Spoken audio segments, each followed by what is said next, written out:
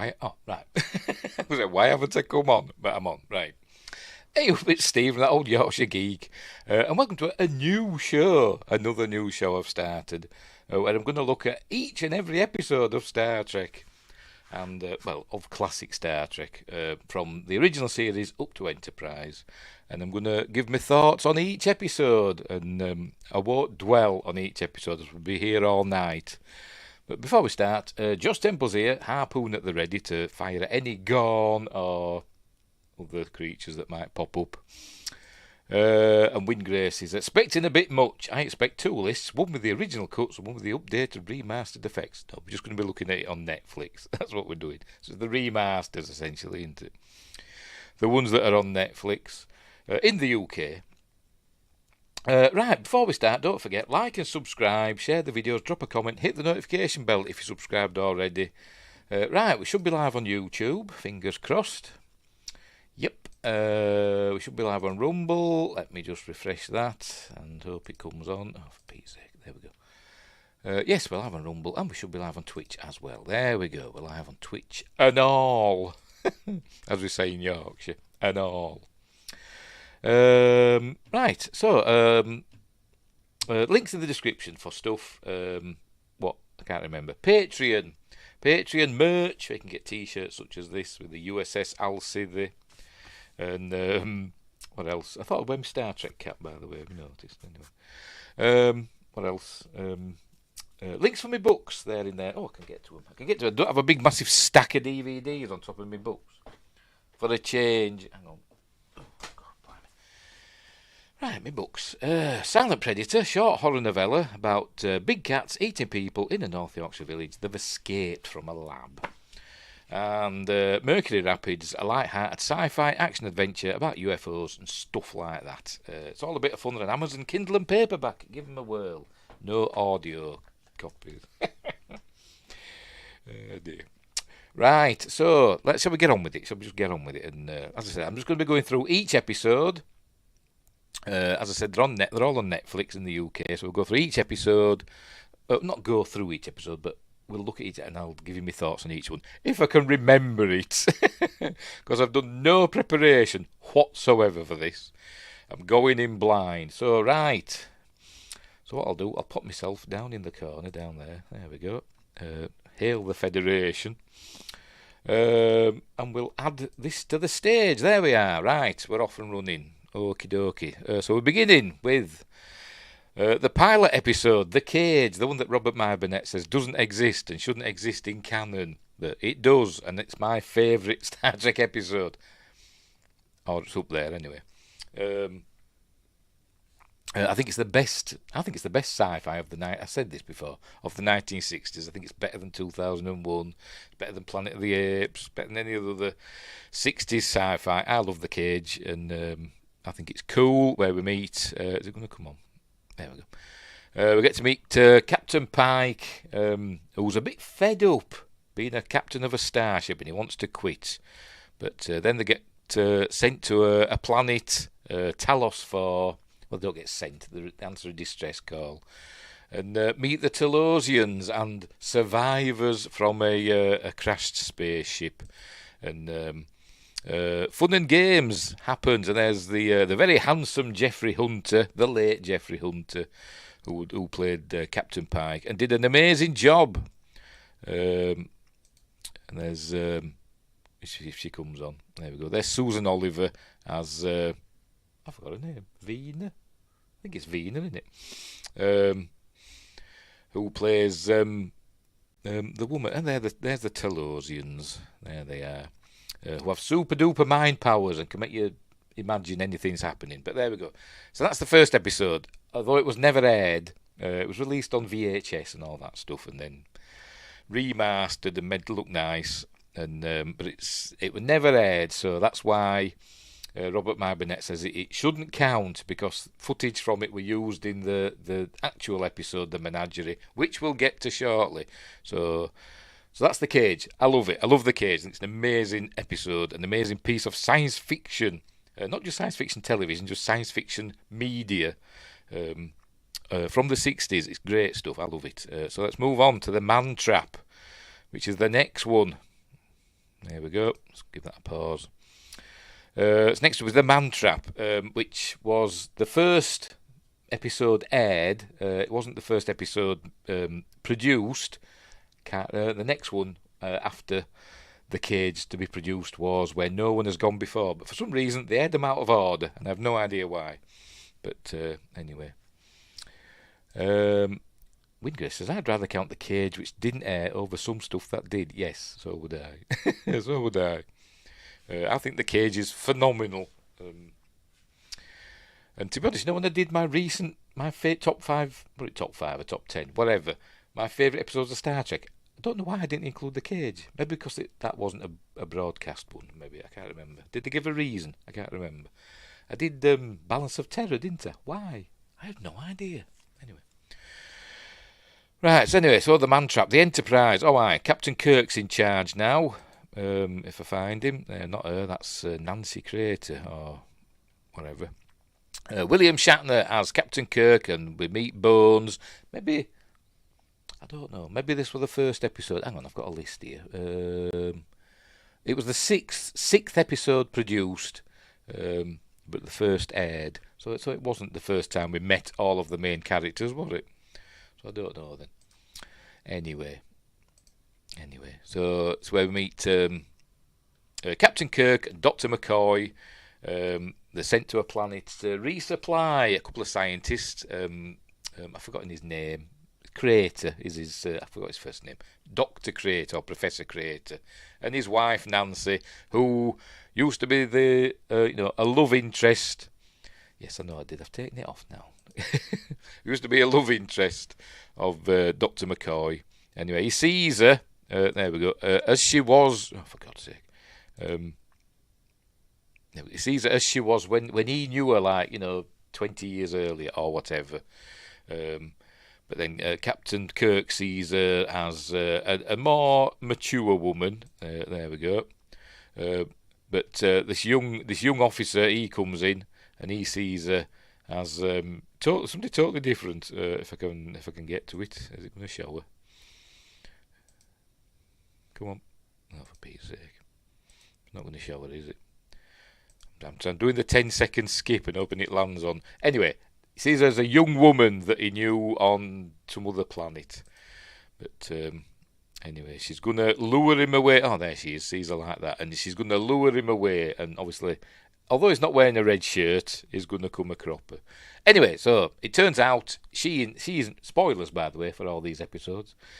It turns out she's not human. And she's a salt vampire. She's the last one. They're from that planet.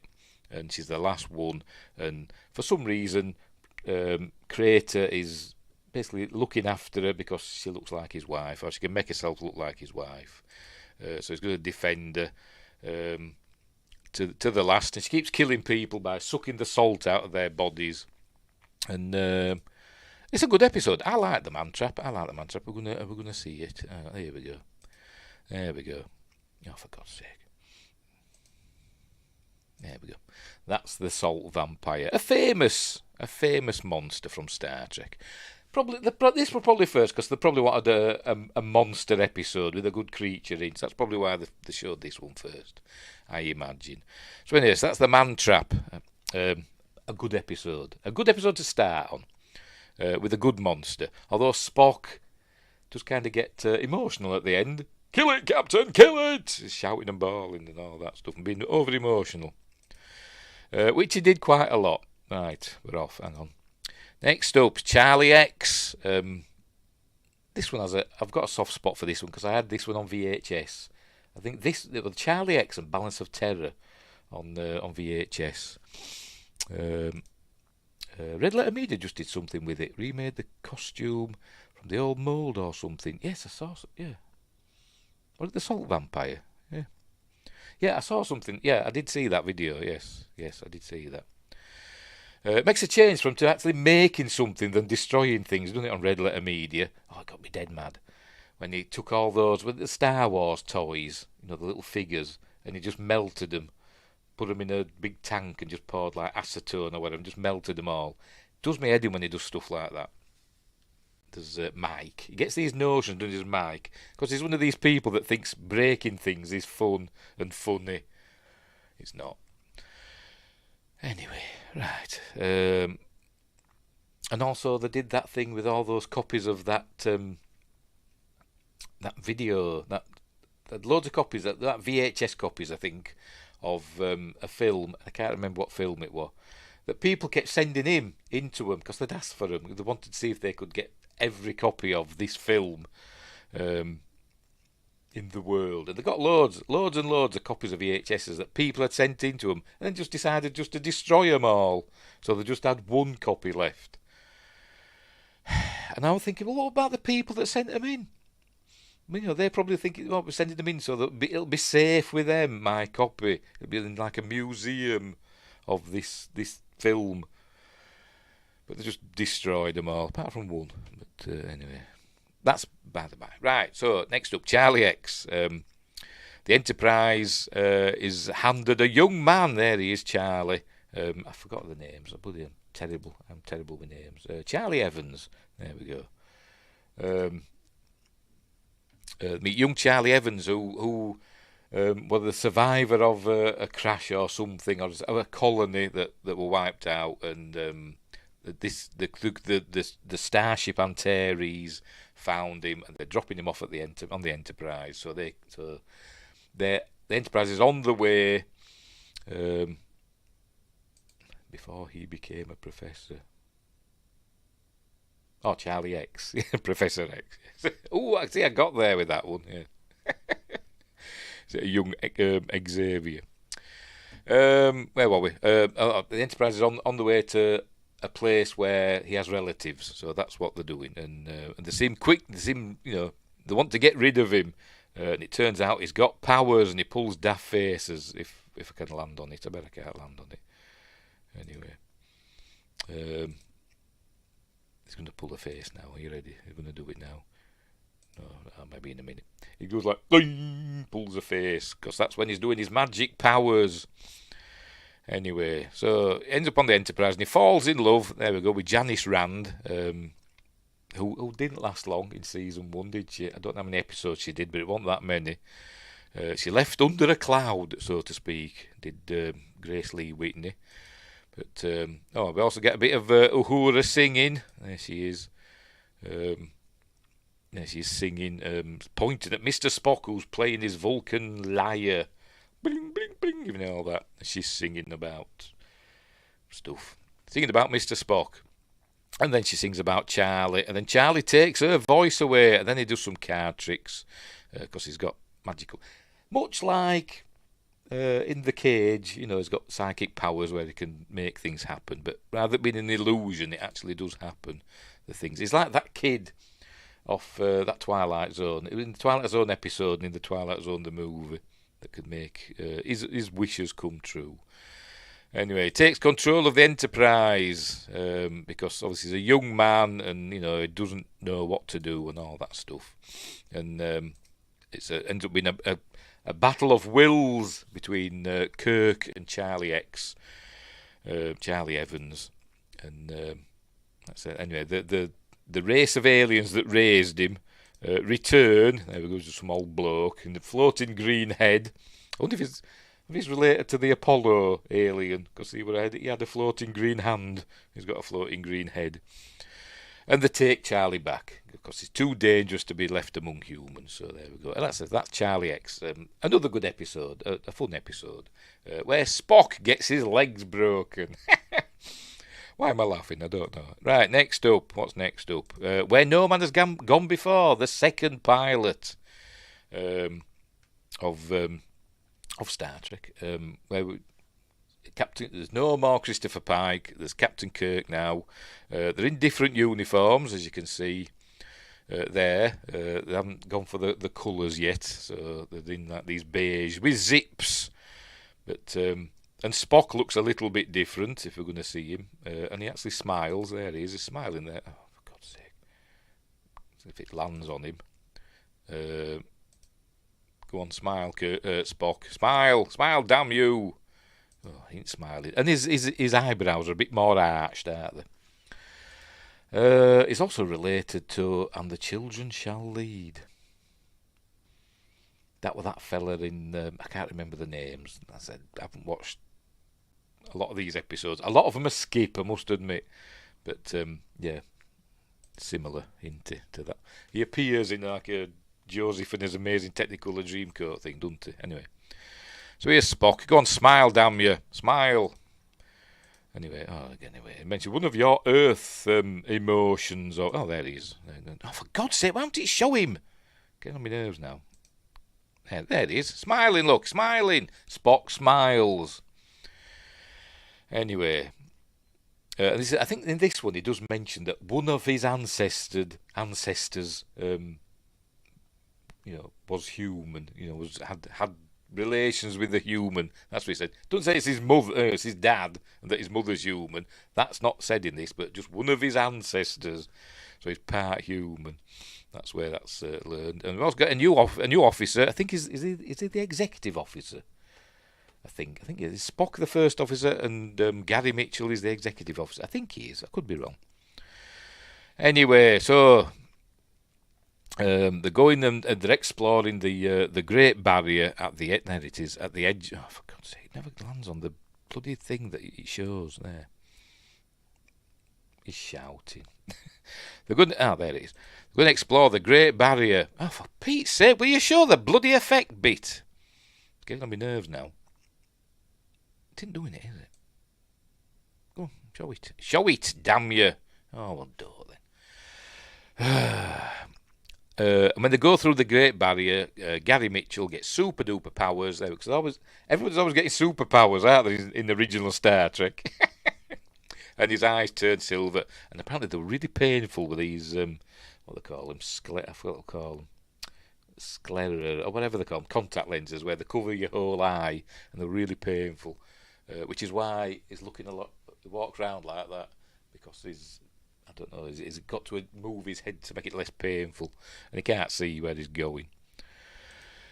Anyway, so he gets superpowers, becomes godlike, and for some reason she does as well, but later. And Kirk and Mitchell end up fighting on a planet, ending in a fist fight, and we see Kirk's grave, where they've got his name wrong. So obviously Gary Mitchell wasn't that much of a good friend of his, supposed to be his best friend, wasn't he? But anyway, because it says James R. Kirk on the gravestone. But anyway, he defeats him, and Gary Mitchell has to die, and I can't remember what happens to her. I think she just gets better, but we don't see her again.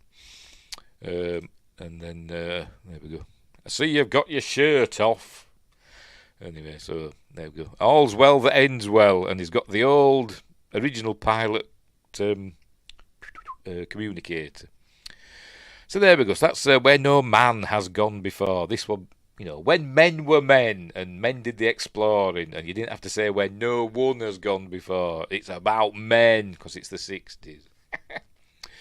So that's that one. Next up, episode 5 of the original series is The Naked Time. There it is. There's the Enterprise entering orbit. Is it Psi 2000, or is that a different one? I can't remember. Does it say? Let me check. It doesn't say. Oh, never mind. Sorry, I've got the list. I've got the Wikipedia list of episodes. Anyway, they end up around this planet, and there's a base on the planet, and they find that everybody's dead and it's all frozen over, and there's some sort of disease or whatever on that essentially made them go not crazy, but they lost all their inhibitions, and they basically just did daft things and killed each other. But little do they know that they've brought it aboard the Enterprise. So everybody gets drunk, sort of. Sulu runs around with a sword and all that jazz.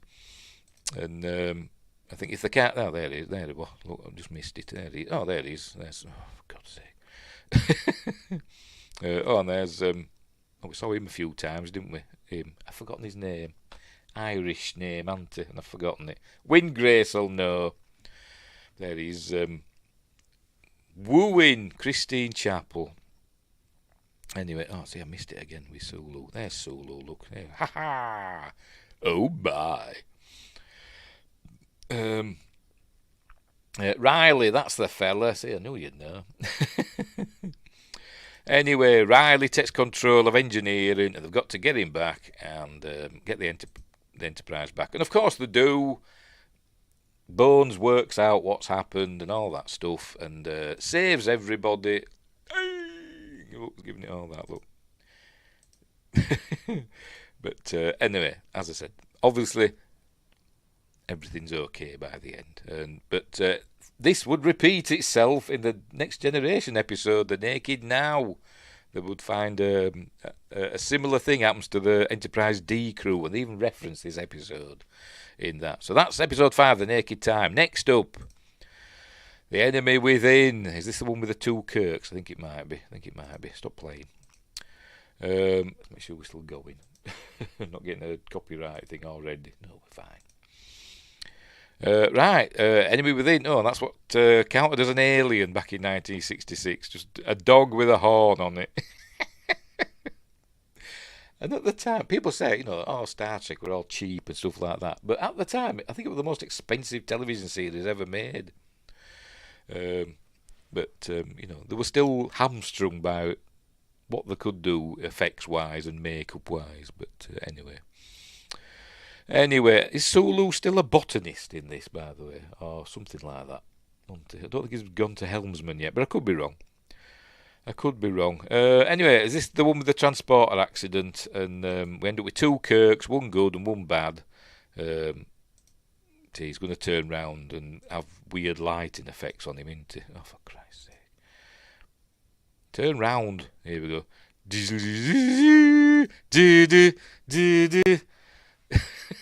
He's the bad Kirk. Can you tell?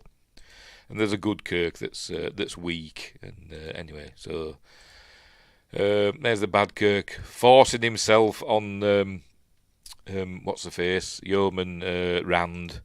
But obviously they've got to sort it all out, and they've basically got to put them back together. Got to put them back in. I think they put them both back in the transporter, don't they? And there we go. And beam them back together, so everything's hunky-dory again. It's all right. Not the best episode, but it'll do. Not one of my faves. But anyway, next up, another one that's not one of my faves, because I don't like Harry Mudd. Mudd's women. I don't like Harry Mudd, and I don't like Cyrano Jones either. They're annoying. I suppose they're supposed to be. But anyway, the Enterprise encounters Harry Mudd. There he is. Harcourt Fenton Mudd. Encountered him, and he's got some women with him, so he brings them on board, and they're all super sexy. There we go. But it turns out they're only that way because they've got this drug that makes them beautiful, and if they don't take it, they don't look quite as beautiful. They'll look fine to me, but just need to run a brush through the hair. Anyway. Well then, you won't like my theory that Rhys Darby is playing Cyrano Jones in Strange New Worlds. Possibly, yes, you never know, because he's playing a legacy character, isn't he? Some people have been saying he's going to be Bones. I don't know. I mean, he's Australian, isn't he, Rhys Darby? So, can he do a non-Australian accent? We'll see. I didn't like him in Jumanji, because he can't say Jumanji, he says Jumunji for some reason. But anyway, so they have these women giving off all pheromones and making the Enterprise crew all woozy. But anyway, he's got to deal with Harry Mudd, which he does. There we go. We see. They take him to this planet where there's these miners. Not miners. Oh, is he from New Zealand? Oh, right, yes, fair enough. Oh, he's one of Taika Waititi's chums, isn't he? Yes, because he were in What We Do in the Shadows movie, wasn't he? Yes, he is, New Zealand. Anyway, takes them to these miners, and obviously they're all beautiful. These miners think, "Ooh, I'm lucky." But then when the drug runs out, they see them as they really are. But the miners aren't bothered. They're fine because women, any port in a storm. Anyway, and then it all works out in the end. And Harry Mudd. Doesn't get loads of money, but all's well that ends well again. Not the best episode. But people seem to like Harry Mudd, except for me.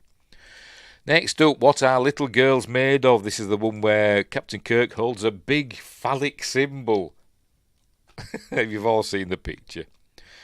This is the one with Christine Chappell's she's ex-fiance, her ex-fiance, sorry, or current fiance, I can't remember. Roger Corby, who's going to be in Strange New Worlds. I can't remember the name of the planet. XO3, they're going to XO3. There are lots of weird planet names in original series. But anyway, so here we are. They're going to XO3, where they meet Roger Corby, who is Christine Chappell's fiance or ex-fiance or whatever. And he's got a big robot called Rud, I forgot. Does it say? Did it say? Don't bloody say, tell you. Never mind. Anyway, so there he is. Oh, for God's sake, never lands on the bit that you click on. Anyway, he's there, look. There we go, we're going to see him. Look, he's getting that fella, played by, I think, Ted Cassidy. I think it's Ted Cassidy. I like Sherman's Planet. Yes, that's some bizarre names for planets in original series. Like Psi 2000 and stuff like that. Anyway, he's getting people. Look, red shirt. Is he the first red shirt to get got in Star Trek? Don't know. Maybe. But anyway, it turns out Roger Corby's found these robots that were been there. I think they're the ones that killed the original inhabitants of the planet or whatever. We see more of these similar sort of thing later when Harry Mudd comes back with I Mudd. I can't remember what season that's in, but when we see him again. Anyway, there we go. Kirk's fighting off Ted Cassidy. Oh, there he is. Not saying you wrong, because he played Lurch in the Addams Family. There's Roger Corby. And he's got a machine to turn people into robots or whatever. But anyway, so we're going to see the bit where he's holding the Rudy thing. We're going to see it because he's got to deal with Ted Cassidy. No, I've not. I've gone past it, haven't I? I think it's this bit where they're in the tunnels.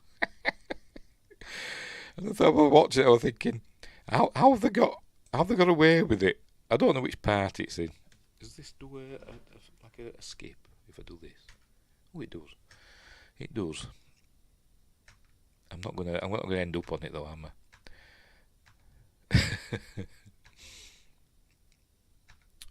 Is it this bit? Is it this bit where he's gonna get it? Here it is. Here it is. Go on, break it off. Break it off, Jim. There it is. Look, there we see him holding it in a cheeky way. There it is. Look. How did they get away with it?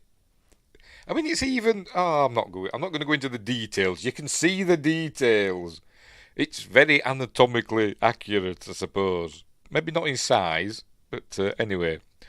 Okay, anyway, he ends up winning, and Roger Corby probably dies. I honestly can't remember. And Kirk, I don't know, the robots fall in love and all that stuff and stop working, or whatever.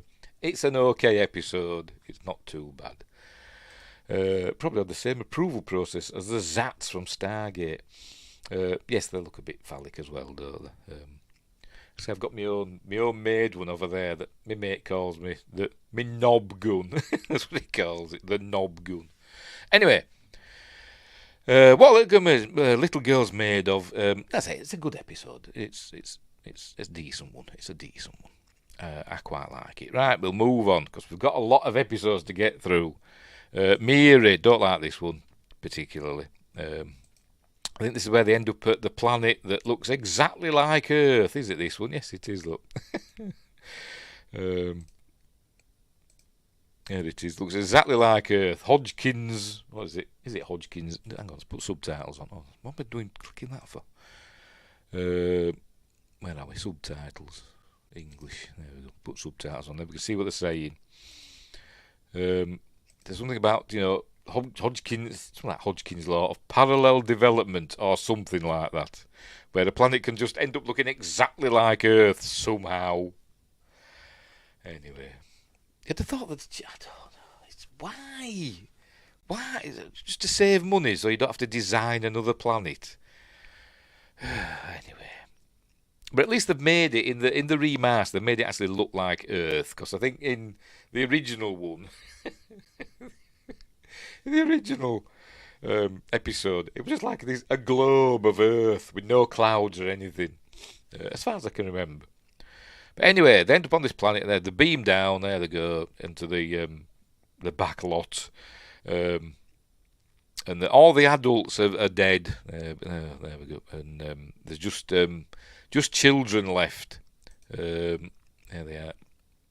Or some of them are going to become adults, and then they'll die. They'll die young for some reason. Is this the one where they start getting old? Is it this one, or is that a different one? Are they getting old yet? Anyway, all the kids speak in, kids speak and all that stuff. Is it this one? No, they don't start getting old, but they become infected with the disease. I thought it was this one where they start getting old, but they're not getting old, are they? Which is the one where they get old then? Maybe we'll get to that one. I can't remember. But anyway, obviously, McCoy cures them, and I think, did they take the kids? I can't actually remember. Did they take them up to the Enterprise, or did they just leave them there? I honestly can't remember. That's a generally skip this one. Is this the one that's got? No, it's Andy Children's the Shell Lead that's got Shatner's kids in, isn't it? I think it has. Anyway, yeah, this is one I generally skip. But anyway, so there we go. Next up, Dagger of the Mind. Oh, which is this one? I get this one and Conscience of the King mixed up. Which is this one? Can't remember. Let's have a look. Dagger of the Mind. While the Enterprise is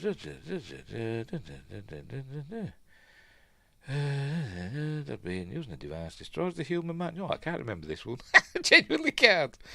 Right. Anyway, the deadly years, like the one where they get older. Right. Fair enough. Right. I'm gonna have to watch, not watch it, but go through it and see if anything jogs my memory.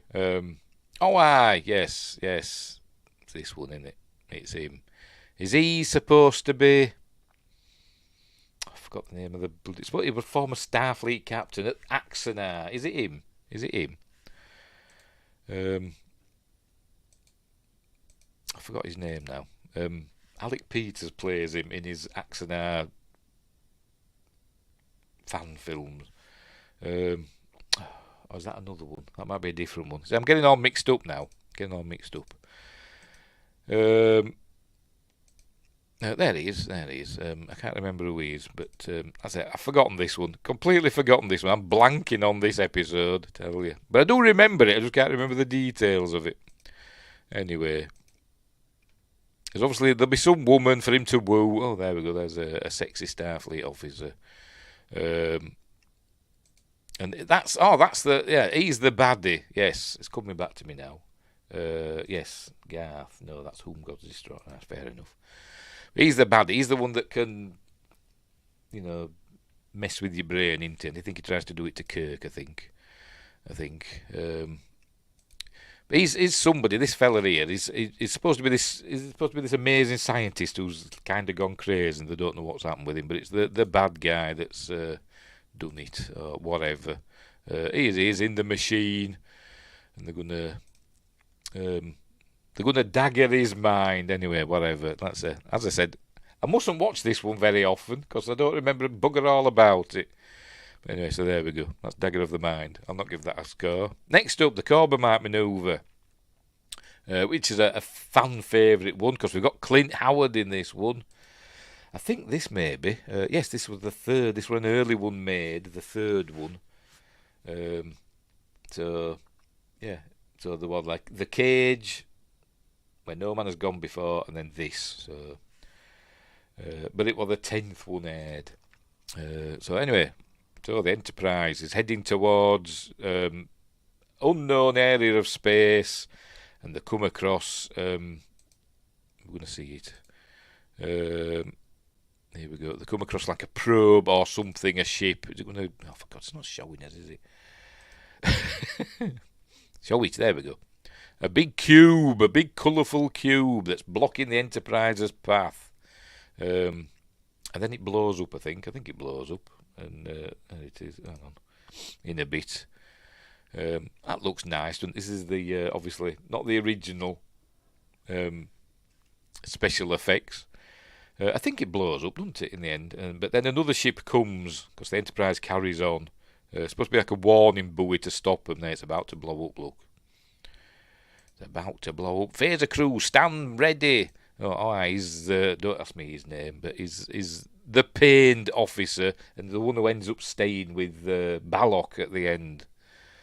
Is that the big cube from Lower Deck Season 5 trailer? Can't remember. I can't remember the trailer. Anyway, I think he does something. He's either late or he doesn't do something straight away. Kirk has to tell him twice and something. So he thinks he's a failed Starfleet officer, but he ends up being, good and all that. So anyway, they come across, and there we go, another ship. Here it is. It's probably not going to be on the screen, is it? It's going to show it. Show it. For Christ's sake. They ignored the warning buoy, and having then destroyed it, we're going to see Balok. I think it's Balok, isn't it? Just scared the pants off me as a kid. Show the bloody view screen, will you, for Christ's sake? Never mind Sulu and Spock. Getting on my nerves. Oh, look, I just noticed. Uhura in gold, Command Gold. As I said, this was the 3rd episode. Uhura in Command Gold. So she obviously changed departments. Sorry, I've left your message on again, haven't I? Sorry. Anyway, this big ship's appeared. It's not showing us on the bloody view screen, is it? For Christ's sake. Anyway, but we get to see Baylock. But not deliberately. I think Spock says, I may get a view of their, who's behind the view screen or whatever. And then we see him in a minute. There he is. Dun, dun, dun, dun, dun, dun, dun, dun, dun, dun. There he is. It used to scare the piss out of me as a kid, did that. At the end of each episode where it used to show little, images from episodes of Star Trek, and in some of them, I think it's probably season 1, it generally, the last one was him. I couldn't look at it. It used to scare me that much. Anyway, she must change departments in Strange New Worlds and then change back. Yes, because she's in red, isn't she, in Strange New Worlds, and then back in the original series. Because they don't know what they're on about, do they, in Strange New Worlds? Anyway, maybe she's doing like Rutherford did in that episode of Lower Decks, just want to try other departments. Maybe she was just doing that. Anyway, so that's what the other thing Balok is, and so anyway, they're going to go on board.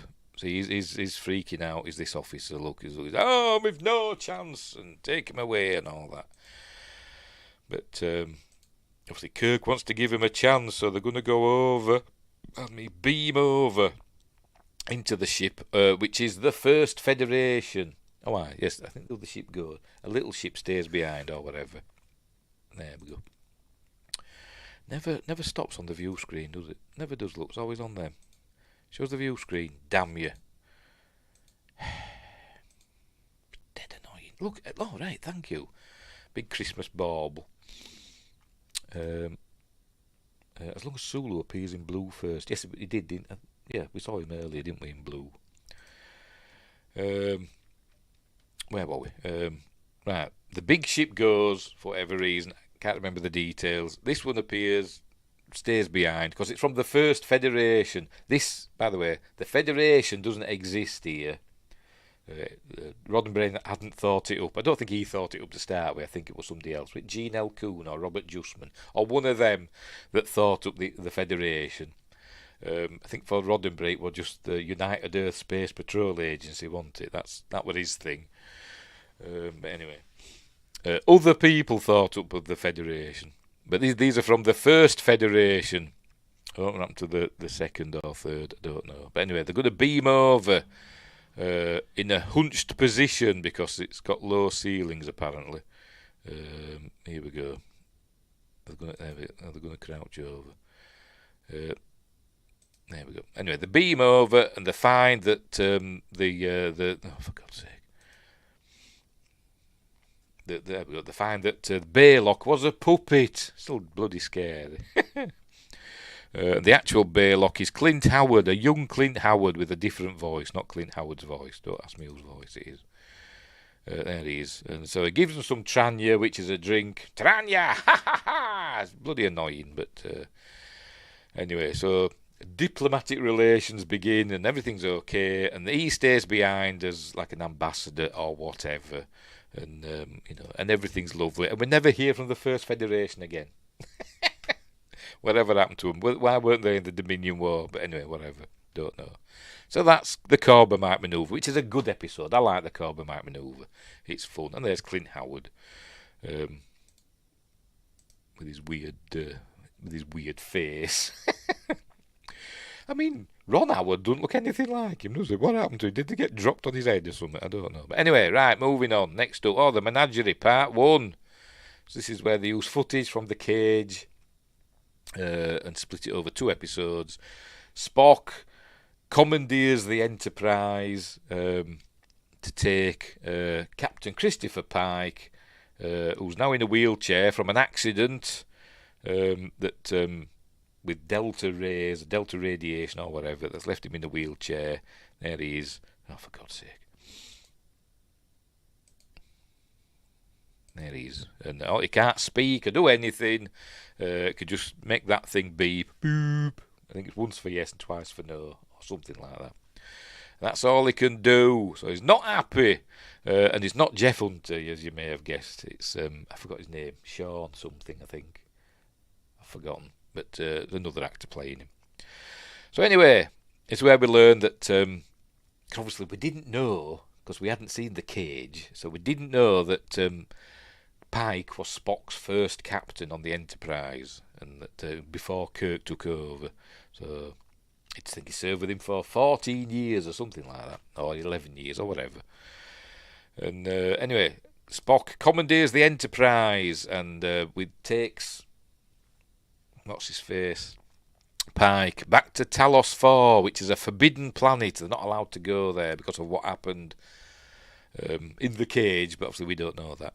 But for whatever happened 11 years earlier or whatever with Pike, and they're not allowed to go there. But Spock commandeers the Enterprise, and they're on the way. And Spock ends up having to be court-martialed. So it's basically a courtroom drama, and they're showing footage, although it's a transmission coming from Talos 4. They don't know how, but so we're seeing what happened 11 years earlier, and then we're seeing the footage from the cage. Oh, there's Dr. What's-His-Face. Wonder what happened to him. Anyway, so we see what's happening, and obviously, there we go, it's just showing clips. Then we go on to part 2, and it basically just carries on. And basically what happened, they're just using footage from the cage to just tell a slightly different story, whereas essentially, I don't know why Robert Burnett doesn't want the cage included in canon, because this is just showing what happened in the cage. I know that they changed the ending a bit, but you could still say, this is, the cage is still canon, because we're seeing bits of it here. But anyway, so what they do, they take Pike back to Talos 4, where he can be given the illusion that he can walk about and stuff like that. And they're going to show it. There we go. All right, showing us on the view screen. You have reality and he has illusion. By the way, that's the granny from the last Starfighter, by the way. Don't ask me her name, I've forgotten. And it's a good episode. I like the Menagerie. Watch credits. There we go. Oh, is it this one where we're going to see? No, they haven't got it in yet. No, they're not scared. They're not scaring me yet. I don't think. It might be in season 2 where they show it. Oh, yeah, they're showing us Susan Oliver dancing as an Aryan slave girl. Oh. Anyway, next up is Conscience of the King. Right.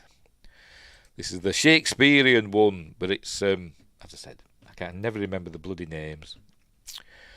Anyway, never mind.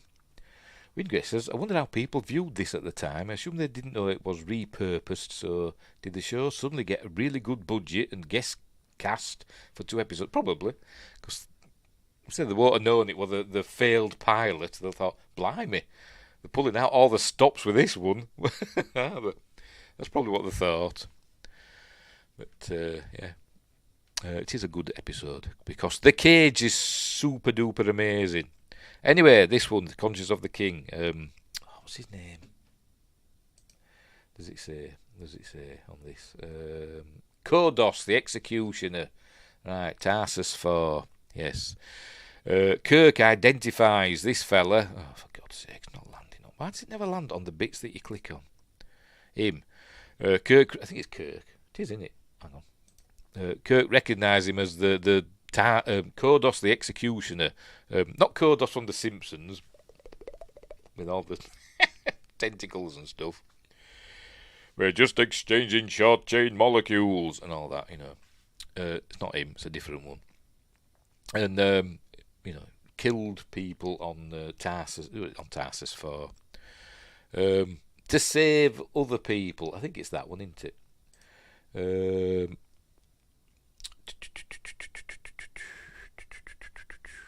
No, it's not saying in that. I think it's this one. He was the namesake of that one, though. Yeah. I think he killed, like, to save this colony or whatever, where Kirk grew up. Apparently, I thought it was from Iowa, but anyway, never mind. To kill so many of the colonists to save the rest. A bit like. What's the matter with me? Never mind. Anyway, so he killed so many of them to save the others, and so that's why they call him Kodos the Executioner. They just pick people at random, apparently. And then he just disappeared, or they thought he was killed, or whatever. And now Kirk recognises him as this actor in this travelling troupe. But then people start dying. I think somebody else recognises him as well. And people start dying. And they obviously think it's him. But it turns out it's not him. It's his daughter that's doing the killing, I think. If I remember rightly. And then deleted scene from Enterprise. Hoshi was one of those killed. Oh. Really? Oh, no. I don't know that. Anyway, so it turns out it's his daughter that's doing the killing, and let's say he's obviously regretful of what he had to do and stuff like that. And does he die at the end? I don't know. That's his daughter.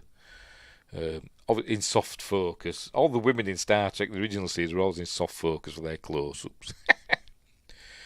Oh dear. Anyway, there we go. And the Catcher, and I don't know, does she die? I can't remember. It's a while since I've seen it.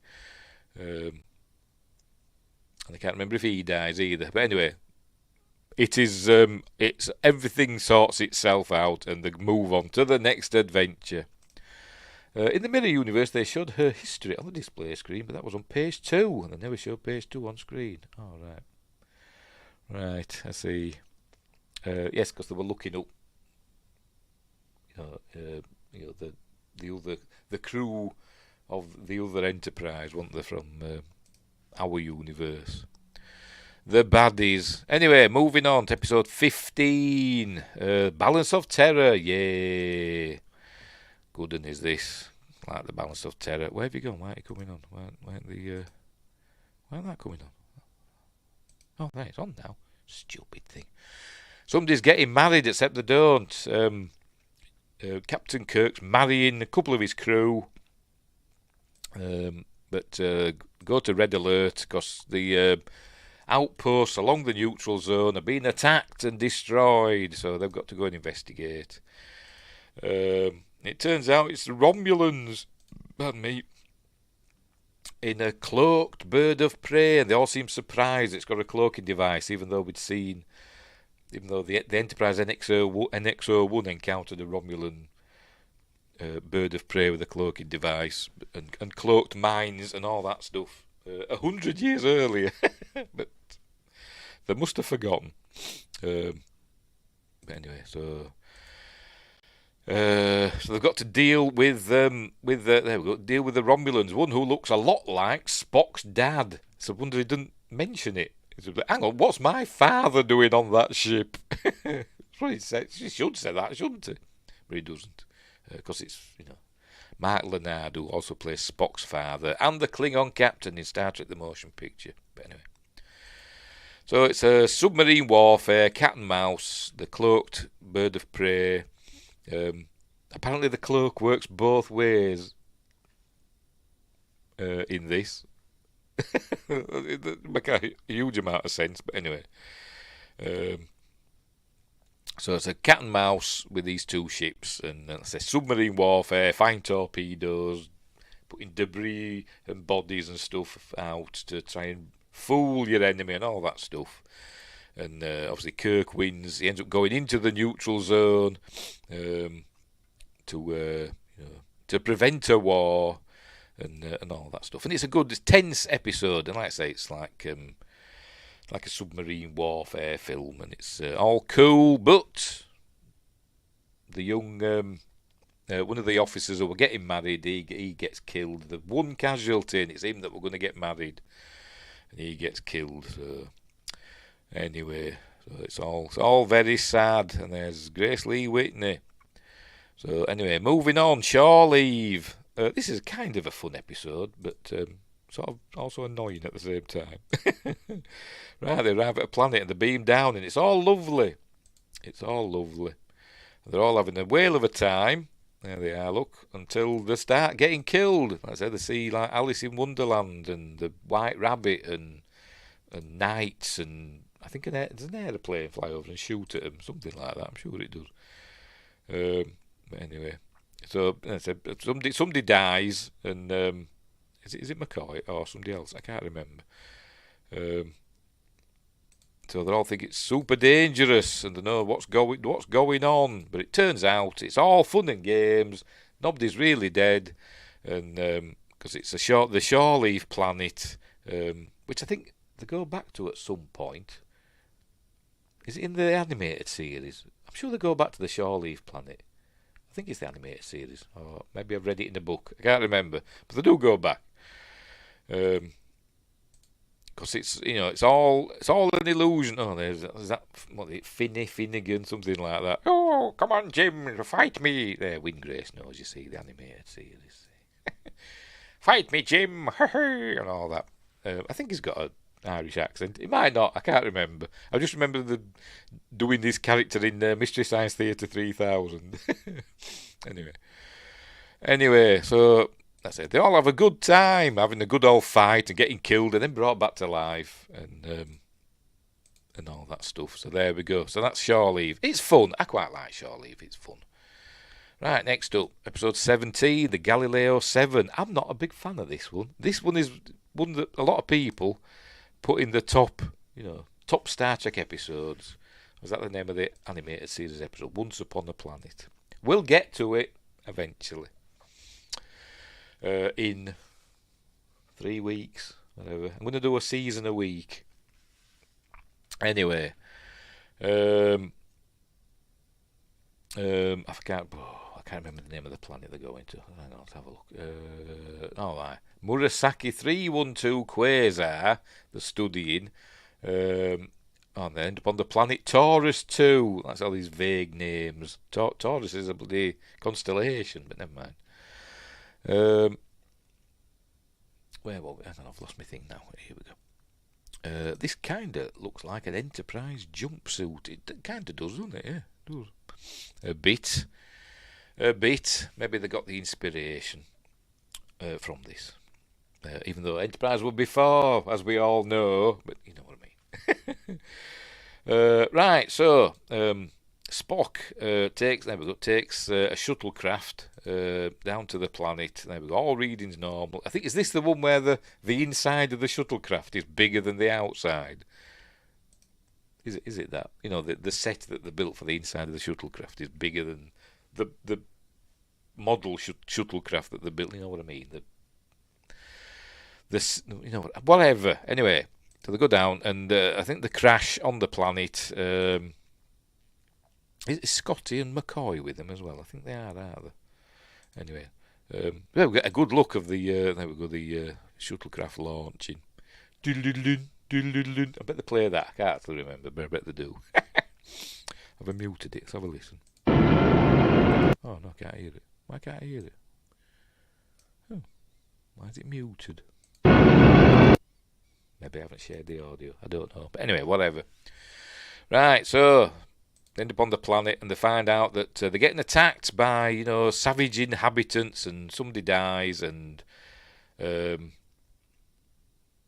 all falling out, and they're nearly going to mutiny against Spock, who's in command. But anyway, they managed to get Scotty. Oh, right, McCoy's falling out with. Oh, can you hear it? Oh, right, I can't hear it. It's weird, isn't it? That's weird. I wonder if it's the way I'm sharing it. So I'm sharing it through. I usually just share an entire screen, but with this, I'm sharing the what they call it, the Chrome browser, Chrome. Whatchamacallit. I don't know if that's why. Hang on, mute screen. It's not muted. Screen audio's not muted. I don't know. Anyway, whatever. Anyway, where were we? McCoy keeps falling out with Spock because Spock's been all unemotional and all that jazz. But Scotty can get him into orbit, and but the Enterprise has got to leave because they've got to go and, I don't know, supply some medicines or whatever that have got to be somewhere at a certain time. Uhura's in red now. Anyway, but the Enterprise is moving away, and the shuttlecraft can't go fast enough to catch up to them, so Spock, I think he fires some thrusters or something like that. It's like so there's a big outburst from the shuttle so that the Enterprise sensors can detect them. There we go. And so it was their last ditch thing to be saved, and they're saved, and everything's okay, and all that stuff. So there we go. Moving on, having a good laugh about it. We've lost crewmen, but you know, ha ha ha, never mind. Right, next up. That's it. I'm not a big fan of Galileo. I don't know why. Maybe it's because I see the crew falling out with each other and I don't like it. Because Gene Roddenberry were always saying in Next Generation that there's never any interpersonal conflict among the crew. But he is in this one. Maybe that was just for Next Generation. Anyway. Next up, Squire of Gothos. This is a favourite one. I like this one because everybody likes Trelane.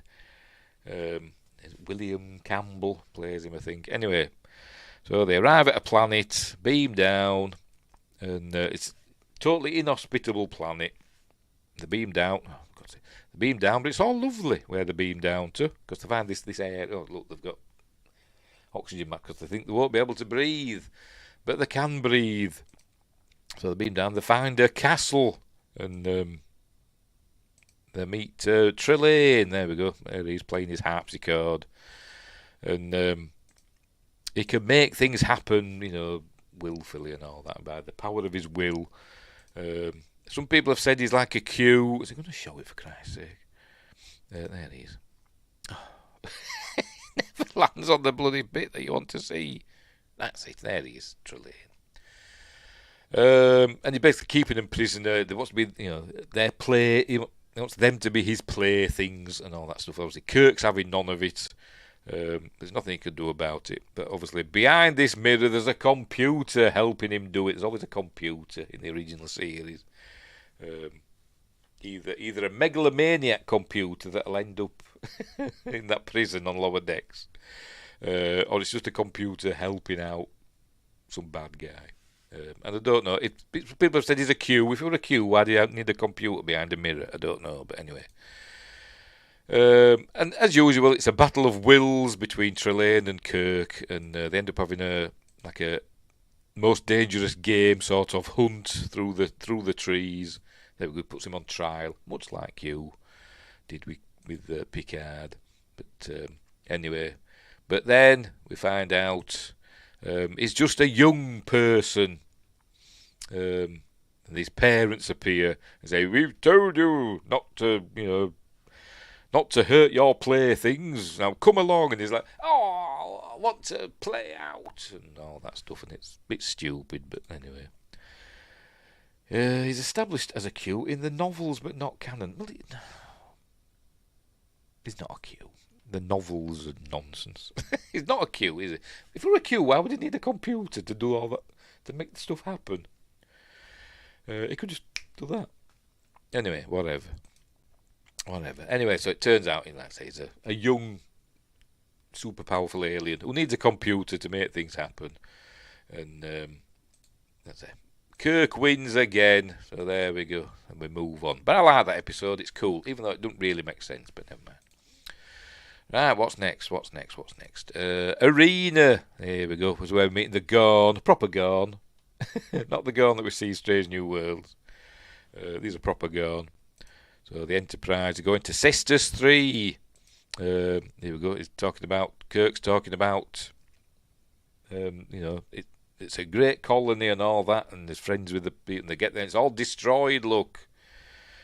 And it turns out, it's the Gorn who they've never seen before, except we have, but never mind. I say, Strange New Worlds is rewriting canon left, right, and centre. It's a different timeline, it must be. But anyway, so they end up being attacked by the Gorn, and but then some aliens appear. I forgot the name of them. I forgot the name of the powerful aliens. Does it say? Metrons, that's it, Metrons. Pardon me, the Metrons appear and make Captain Kirk and the Gorn captain fight it out. There we go. Yes, Metrons, yes, I did get there. Make the Gorn captain and Kirk fight it out, and in this they make him blink, don't they? In the enhanced editions. Anyway, whatever. This is the famously slow fight at Vasquez Rocks. But anyway, Kirk wins. I don't think he kills the Gorn captain, but he overpowers him. And the powerful aliens, send them back, send them on their way. There is something from a Ray Harryhausen film. Why did it tell us the subtitles? For a bit of context, but never mind. Anyway, so they get sent back, and they're gone. So sent on their way. So there we go. But obviously the Federation do set up a colony on Cestus 3, even though the Gorn claim it as their own. The Federation must set up a colony there because what's the face? I forgot her name now. Cassidy Yates is it a brother that lives on Cestus 3? And they have a baseball team. But anyway, Vasquez Rocks looks great. They should film more things there. You'd think they would, wouldn't you? It's that good looking. You'd think they would. Anyway, so there we go. That's Arena. Anyway, I like Arena. That's a good episode. It's crap but good. But anyway, moving on. Tomorrow is Yesterday. I like this one because it's what was it? Captain John Christopher. Let's say U.S. Air Force. Somehow the Enterprise has travelled back in time to 1960 whatever. 1969. So it is in the future still. Is it Captain John? Yeah, Captain John Christopher. Sees the Enterprise up in the sky. Am I going to land on it? There we go. Sees the Enterprise up in the sky. Somehow the Enterprise has travelled back in time because of a black sun or whatever. I think they used the slingshot thing, didn't they, to travel back in time? But did they do it deliberately or accidentally? I can't remember. But anyway, the plane is heading for the Enterprise. The Enterprise is not in good shape, as you can see, after its encounter with the Black Sun. But I think this plane starts attacking them. So they put the tractor beam on it, but that makes the plane break up. So they beam the captain out. There it is. They beam onto the Enterprise, but then they realise that they've made a mistake and they've got to send him back because his son or his grandson, I think it's his grandson, will become the first human to go to Saturn or whatever, something like that. So anyway, so they have a little adventure trying to get the records of what happened with the Enterprise, and them seeing the Enterprise, get that, and erase it from history, so to speak, and all that stuff. So there we go. And hilarity ensues. It's a good episode. It's a fun episode. And I like it, so there. And it's where we see the slingshot effect for the first time that we've seen Star Trek 4. Anyway, they send him back. And I can't remember, do they do anything? Do they just say, I'll not tell anybody? Or do they wipe his memory? I can't remember. But anyway, tomorrow is just a good episode. I like that one. Next up, Court Martial. This is where Kirk is on trial. Oh, look, we've got two Constitution-class starships and can't remember the name of that. It's a cargo ship, isn't it, I think? Up there. Cool. Oh, look, at a shuttlecraft flying by. I see where we see all the names of the... I think, is it? Oh, no, it doesn't show the names here, does it? There's one that shows all the names of the Constitution-class ships that are out on patrol, so to speak, or out on their 5-year missions. That's supposed to be 12, isn't there? 3, 6... That was 10 there. It's supposed to be 12, isn't there, originally? But anyway. I read that was refrigerated. They reintegrated him into himself prior to the time travel, so he has no memory. Oh, is that what they did? Doesn't make sense, does it?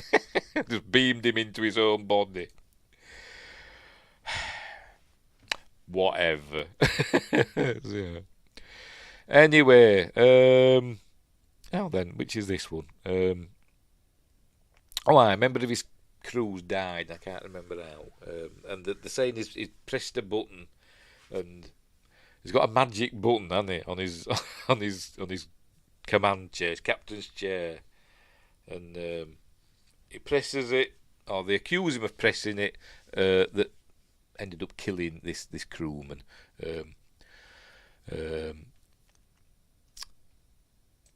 on, where are we? Yes, that's it. On trial for negligence. That were it. 'Cause they were in a pod or something, wasn't they? And he ejected it with him on board, or something along them lines. And he shouldn't have done. So there we go. So he's been, he's on trial for negligence. And he meets his daughter. This is the crewman's daughter that he meets here in a minute. There she is. Oh, for God, not him. There, you can't see it for my fat head. Anyway, never mind. So he's on trial, and but the work out that obviously, Kirk's innocent, but to prove it, they've got to prove that he's still alive, is the fella that he's supposed to have killed, who's supposedly his best friend, or one of his best friends, for years and years. But they've got to prove he's still alive, and he's trying to frame Kirk because Kirk got all the promotions and he didn't, or whatever. And so what they do, I think they go back up to the Enterprise and they use the sensors or whatever, internal sensors, to blank out everybody's heartbeats that they know is on the Enterprise. It ends up being just one, and then Kirk has a fight with him, or his stunt double. The stunt doubles have a fight in engineering. There we go. Nothing like him. Nothing like him. I think that's supposed to be Kirk, and yes, because his shirt's ripped. And look, bugger all like him. But remember, in the 60s they were watching him on little tiny teeny tellies, and nobody had known, you couldn't record it. But anyway, they end up fighting. I can't remember if he kills him or not. Can't remember. But anyway, Kurt's going to seduce her, isn't he? Anyway, it all ends up cool, and it's a decent episode. Is court martial, but anyway, what's happening there? What's that planet there? Oh, go back to watch credits. Let me go back a bit. I just want to see that. Directed by Mark Daniels. Oh, there we've got a ringed planet. Day.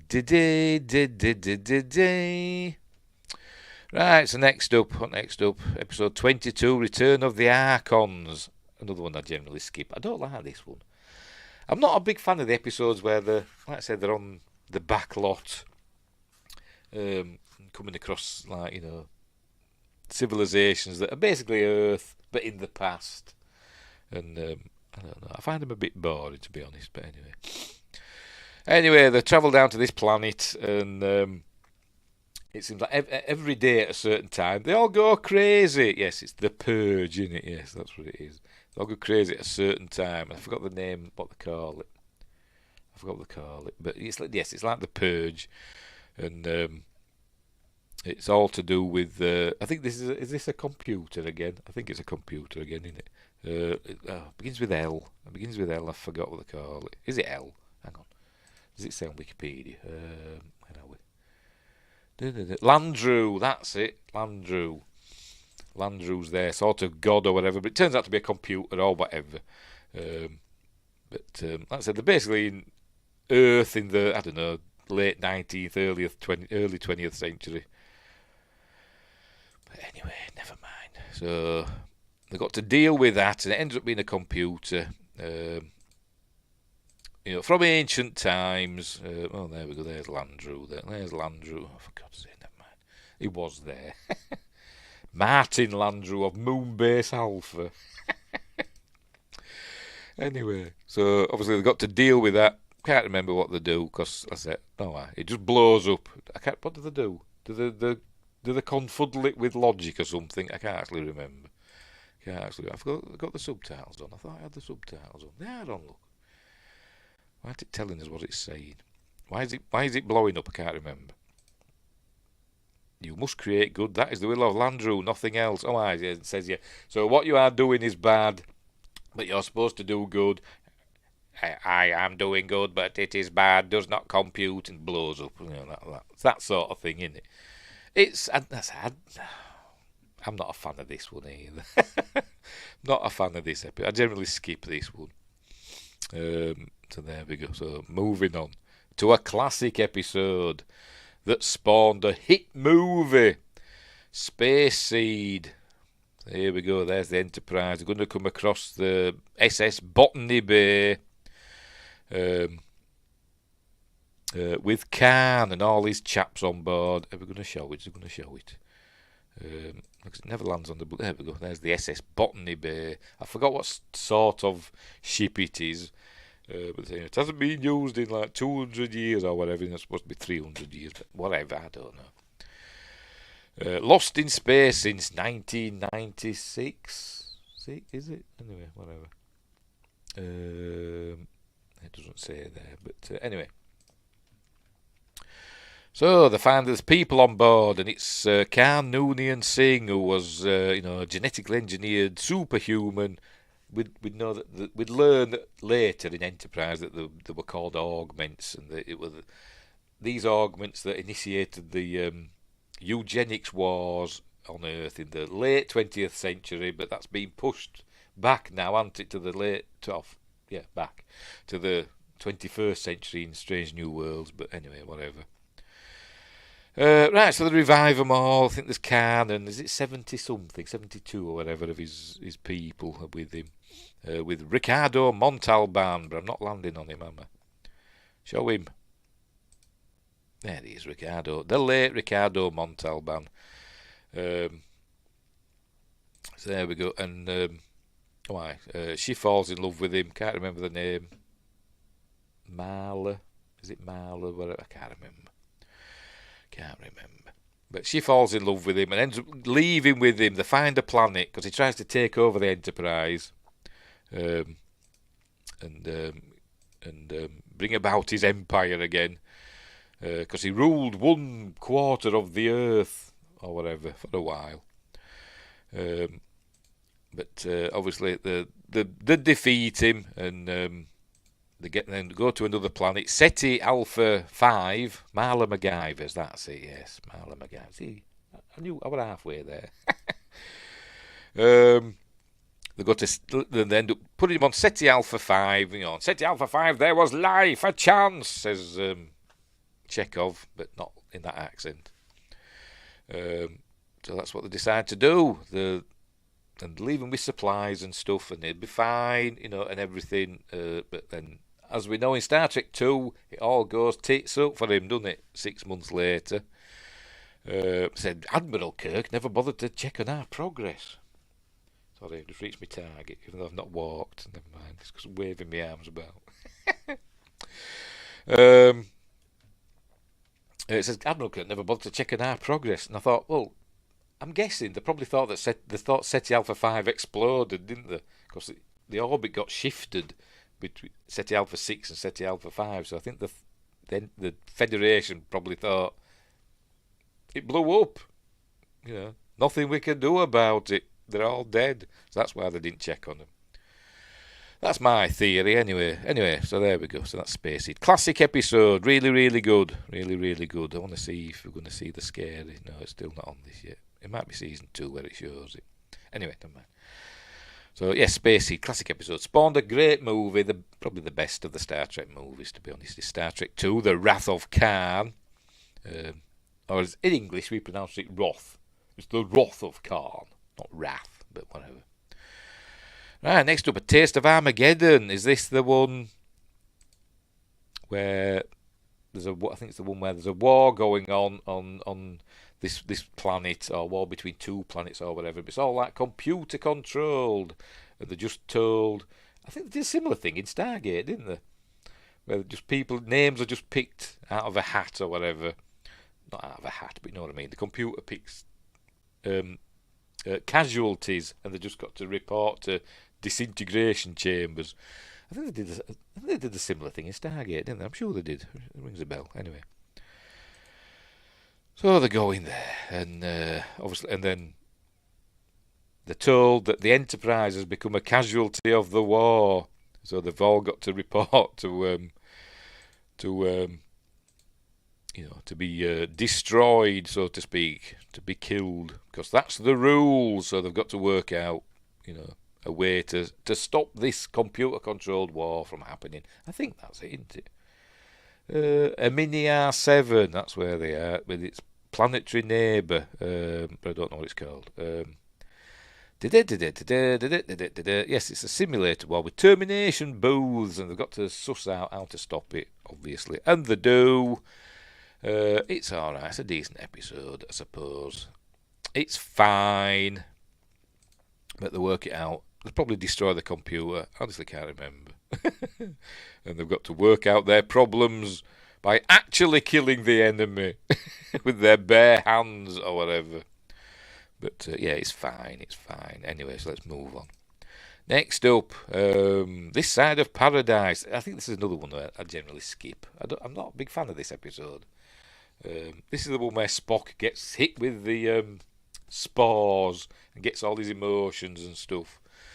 So they go to this planet that's... they should all be dead, I think, on this planet, or not very well because of the radiation or something, but there's something in the spores that keep them alive, but it turns them into different people. And I said, there we go, this is soft focus, and Spock gets got by the spores in a minute, because she falls in love with him. Do they know each other? Have they previously, met? And obviously he left, and now she's got him back. I can't remember. Something along those lines. Featuring a cameo from a Strange New World character. Oh wait, wrong episode. I can't remember. Maybe it does. I can't remember. Oh, there he was. Got by the spores. Look, now he gets all emotional, but he does anyway half of the time, doesn't he? And he falls in love with her, and he doesn't want to go back, and all that stuff. And I think some of the other crew, it ends up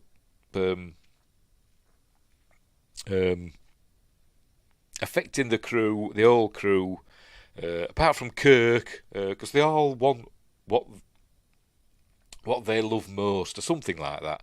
So Spock wants to stay with that woman, and all the other crew want to go down to the planet and live a lovely life. But all Kirk loves is the Enterprise and being captain, so that's why it doesn't really affect him. And it's this one where he calls Spock back up to the Enterprise and calls him names, doesn't he? He says, "You Vulcan half-breed," and hits him and brings him, because he learns that, Kirk learns that, beating somebody up basically beats the disease or whatever out of him, the influence of the spores. So they devise a way to sort it all out and move on to the next adventure.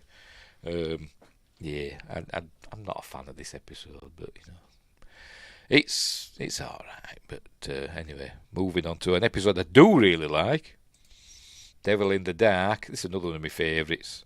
There it is, where they go to the planet. I can't remember the called planet. Janus. Is it Janus? Hang on, let me check. Yes, Janus 6. They beam down and they learn that is it a dilithium? No, it's not dilithium. It's something else, isn't it? Hang on, where are we? Don't say that. Don't say that. It's not dilithium. It's something else, isn't it? Like thallium or trinium or something like that. Not thallium, because that's... Or is it thallium? Because I heard it... I did mention it quite recently, that I heard it in another show. It might have been... I can't remember. Because of thallium with the fuel source in Battlestar Galactica, wasn't it? But anyway. Hey, Windgrace's favourite in season 1. It is one of my favourites as well. I do like it. Anyway, they beam down because people are dying. Something's killing the people. They don't know what. And they're getting burnt to a crisp by whatever's doing it. So they've got to work it out. And there's pardon me. And why has it changed then for? There we go. Spock picks up sees these balls that they've got on the desk and says, "Oh, there's loads of them. They're all over the place."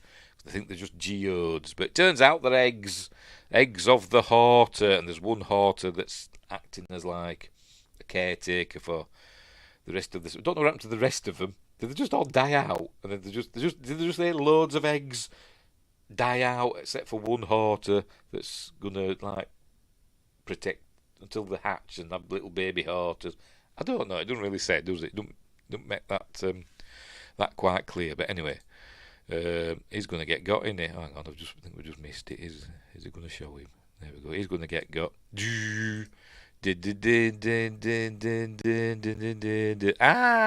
There. Anyway, so they find it's a Horta and they shoot it and hurt it with their phasers, because they've got phaser 1 and phaser 2. But anyway, because I think the colonists just have, not the colonists, the miners just have phaser 1, whereas we have phaser 2. But anyway, shoots the Horta, and but then we learn it's intelligent, and Spock mind melds with it, and pain and all that. And then McCoy beams down and cures the Horta with its wound, its phaser wound, with some cement or whatever for making portable shelters. And Jim, I'm beginning to think I can cure a rainy day. I did that, really. I did. Yeah, it was one of my favourites. I'm sure it was. But anyway. So there's all that. So everything there. No kill eye. It says, so they'll find out it's intelligent. So they don't kill it, and they find out that it's all the round things are its eggs. So they decide that they're not going to kill it, and the miners, they end up working together, and the Horta digs the tunnels, and they get all the stuff that they strip mine the planet. But anyway, so there we go. It's a cool episode with a good monster. Although it's not a monster, it's an intelligent being, and the Enterprise in the books ends up having a Horta crew member on the Enterprise refit. It's in one of the books, Time for Yesterday by A.C. Crispin. I think that mentions the Horta bridge officer. Anyway, so there we go. That's episode 26, Devil in the Dark. Right, next up, what we got next? Errand of Mercy. Is this one with Klingons in? I think it is, isn't it? I think. Or maybe not. I can't remember. Oh dear. Yes, it is the one with Klingons. Where they're going? Oh, it's the Organians. That's it. This one, isn't it? It's the Organians. And the Organians, they don't seem to. They're like a disputed planet, isn't it, that they're on? And is it the Organians that don't seem bothered? There they are. Don't seem bothered about what's going on between the Federation and the Klingons, and they seem unfazed by there's these two superpowers on either side of them, ready to blow each other to oblivion, and they're caught in the middle, but they don't seem bothered about it. Oh, and then we see John Colicos as which one? Can't remember. Core, I think he's Core. Is he? I don't know. Does it say? Does it say here? It doesn't say. Let's have a look. Because I want to know now. Oh, right. Yes, Commander Core. There we go. Hey, I remembered something. So anyway, but it turns out the Organians are super powerful, and they just wanted to see how the Klingons and the Federation, sparred against one another, and if it would erupt into fighting and death and all that stuff, and there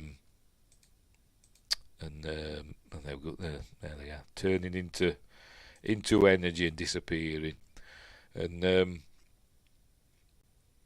we're too warlike for them, and they've just buggered off. But then it ends up with the I can't say it.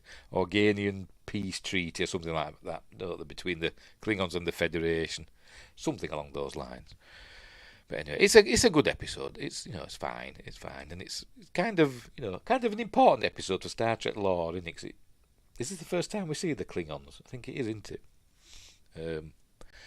So yeah, it's a good episode, a good lore episode, I suppose you could say. But anyway, moving on. The Alternative Factor. This is an episode I think I've only seen like a couple of times, and I don't know why. I don't know why I keep missing this one for some reason. It's the one with Lazarus fella, isn't it? What's he called now? Where are we?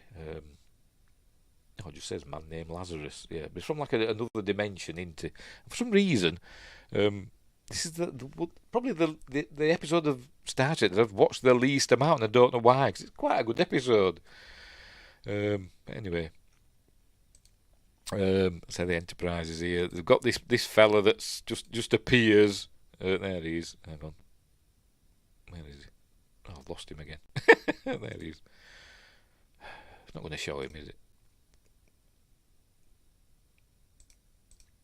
There he is. Kind of reminds me a bit like Jeff Hunter. It's not Jeff Hunter, is it? Can't be, can it? Can't be. Who plays Lazarus? Let's have a look. I've bloody closed the wrong window because I'm stupid. Oh, there we go. No, it's Robert Brown as Lazarus. I think he looks like Jeff Hunter. Anyway. So he's fighting somebody else. They're like travelling across dimensions, fighting each other for whatever reason. Can't really remember because, as I said, I barely watched this episode like a couple of times. It's one that I always seem to miss. But anyway, so I honestly can't remember what happens in it. What does it say? While orbiting an apparently dead planet, the Enterprise seems to experience a strange moment of non-existence. Captain Kirk discovers a man named Lazarus on the planet below, claims the effect was caused by his enemy, later revealed to be an insane version of Lazarus from an alternate dimension. The sane version of Lazarus asks for Kirk's help in defeating his counterpart. So there we go. This was supposed to be John Barrymore, but he was too wasted and had to last minute replace him. All right. Okay, wasted. Oh dear.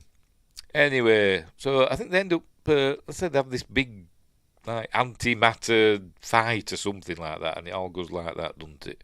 And they end up winking out of existence, or something. And there we go. There they are. Look, fighting across dimensions in a square box or whatever. But there we go. So I said, I don't know because I've hardly seen it. It's. I don't know why I keep skipping this. Not skipping it, but just I don't know. I don't know. I don't know. I'll have to watch it properly. And yeah, there we go. So that's the alternative factor.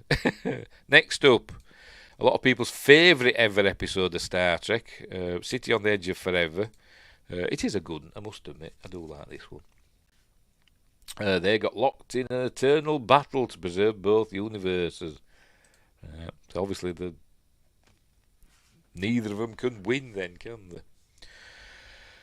Anyway, right, so, is the planet named? This is where we meet the proper Guardian of Forever, not that silly one we saw in Star Trek Discovery. The proper Guardian of Forever. I can't remember, does the planet have a name? I don't think it does it? No, it doesn't say, does it? Anyway, so they're on the Guardian of Forever. So they find this. Where is it? Here it is. So the beam down there. It is. There's the Guardian of Forever. It's like a time portal or whatever. Super powerful computer or whatever, artificial intelligence. But it can make you. It can transport you to anywhere and any place in time. So there we go. And it's not a person. But anyway, McCoy accidentally injects himself with something. I forgot the name of it, but he and it sends him crazy. Hang on. I think Spock's knocked him out there, hasn't he, with his Vulcan neck pinch, and it sends him crazy, and he goes running through the portal. So they've got to go after him. And they end up going back to Earth in the 1930s. And there we are. Is this the one with Spock's ears? He got his head stuck in a automatic rice picker. I think that's the one, isn't it? Anyway, anyway, they come across Joan Collins, and obviously Kirk falls in love with her. And we learn that McCoy's also there in a bit. But they've got to find a way back, and this is where Spock's trying to make a subspace transceiver or whatever, I don't know, out of bear skins and all that stuff. Anyway, they're working for Joan Collins because she runs like a soup kitchen sort of place. And anyway, but it turns out she's got to die. There they are. They're in New York. Look, she's got to die. Because Spock sees a newspaper from the future in his thing that is made, and they've arrived. That's it. Is it? I can't remember. I think they arrived before McCoy, didn't they? Because McCoy's arrived now. There he is. That fella gets McCoy's phaser and disintegrates himself. There we go. Go on, disintegrate yourself, because it points at himself. Or does he just overload it? Because he's pressed the button, hasn't he? Oh no, he just turned it on himself. There we go. He phases himself to oblivion. I didn't know they had them little ones had a disintegrate setting. But anyway,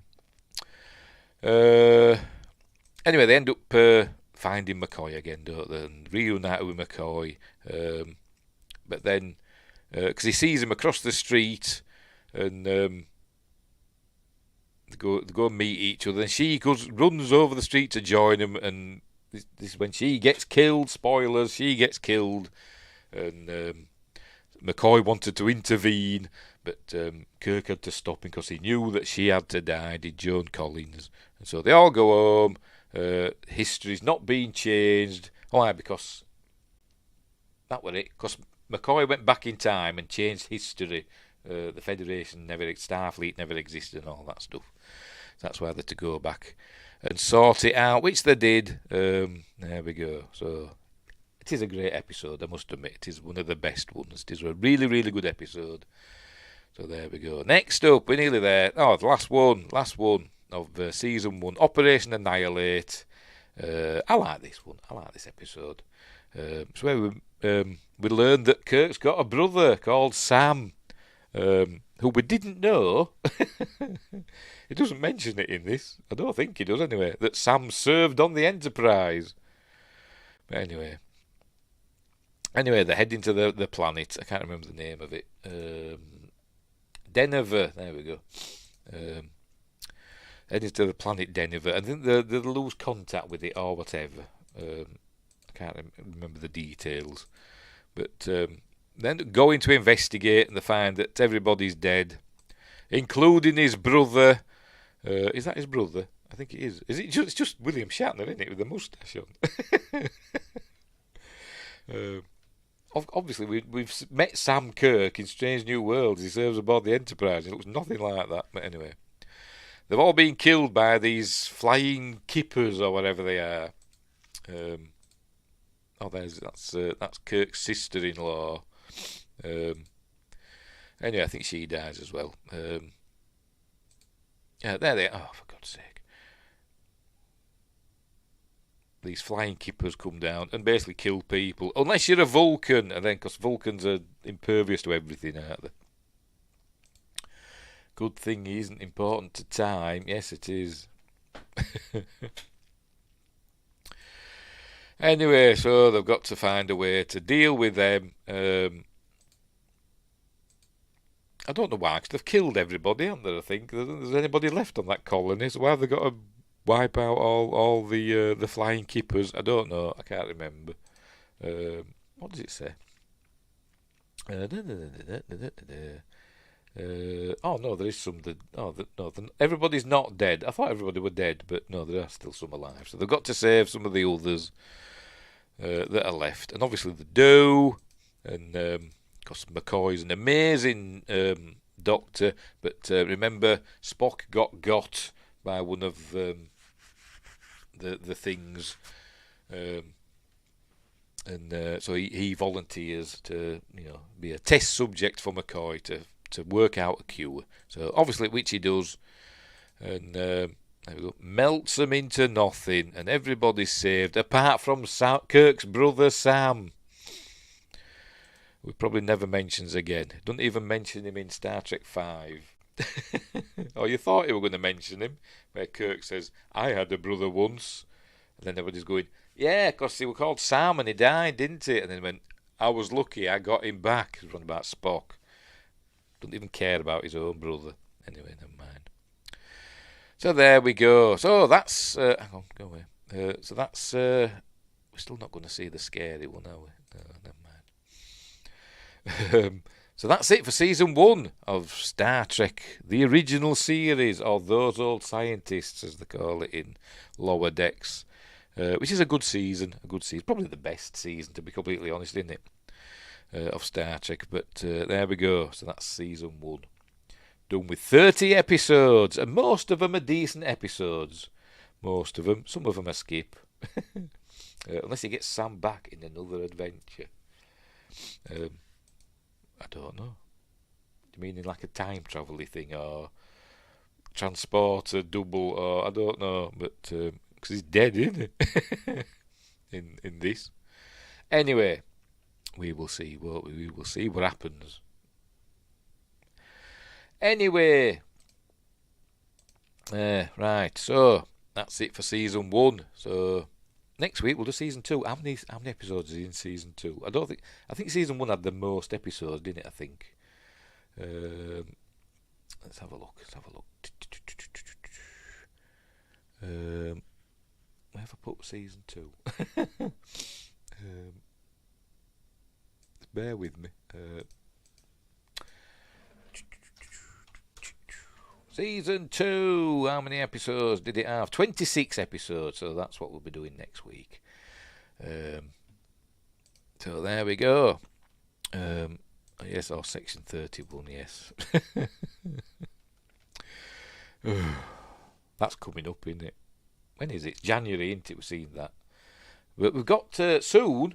What day is it? Isn't it? It's tomorrow, isn't it? I think it's tomorrow.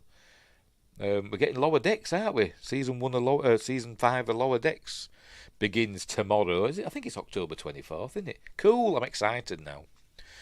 I'm going to have to restart my Paramount Plus subscription. Oh, more expense. Just until that's over, then I can stop it again. Anyway, right. So that's it for season 1. Yes, first 2 episodes in a few hours. Yes, ooh, it's exciting.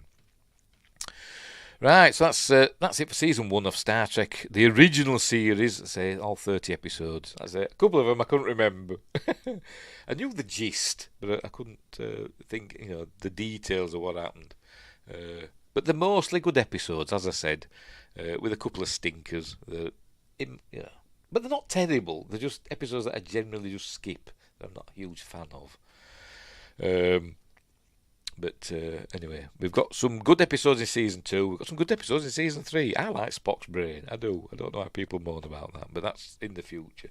So next Wednesday, we'll do season 2, and we'll do that. We'll do that each week. So the week after, we'll do season 3. The week after that, I'll probably just do all of the animated series. Yeah, I'll do all of the animated series in one, because that were 2 seasons, wasn't it? But it was like 10 episodes each or something like that. I can't still remember, but anyway, we'll do that in one episode. So there we go. So that's it. So I hope it didn't find that too boring. But I just thought it'd be fun to go through the Star Trek episodes. It was just a brainwave that just came to me, and I thought, sod it, let's do it. So right, we will leave it there. So thanks, Win Grace and Josh Temple, for keeping me company and remembering things for me. Spock's brain is much better than cat's paw. Oh, it's terrible, it's cat's paw, isn't it? Well, no, it isn't. It isn't terrible, but it's not amazing, is it? And the little things that they turn into at the end. Going boing, boing, boing, boing. The Halloween episode, isn't it, cat's paw? But I like Spock's brain. And I don't think it's daft. People say it's daft and it doesn't make sense. I think it's cool. But anyway, right. So we'll leave it there. I'm going to go now. So thanks for watching, and wherever you are, look after each other, live long and prosper, and until next time. Hang on, where are we? Until next time, I'll say I should do that, shouldn't I? But I'll say